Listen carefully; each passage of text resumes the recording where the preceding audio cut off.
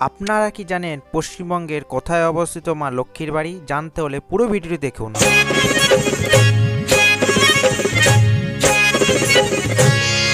First চলে গিয়েছিলাম আমরা বীরভূমের ঘোষ গ্রামে। মা এখানে স্বয়ং বিরাজমান। कुन्दे तुषार हार धवला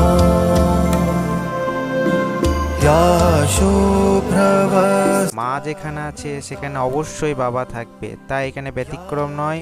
বাবা এখানে ময়ূরেশ্বর শিব নামে প্রসিদ্ধ। মায়ের কথা বলতে বলতে মায়ের দর্শন পেয়ে গেলেন সবাই। এটাই হচ্ছে মা লক্ষ্মী মায়ের বাড়ি, অর্থাৎ লক্ষ্মীর গ্রাম নামে প্রচলিত। প্রত্যেক বছর পৌষ মাসের বৃহস্পতিবার করে এখানে মায়ের পুজো হয়, হাজার হাজার লোকের সমাগম হয়।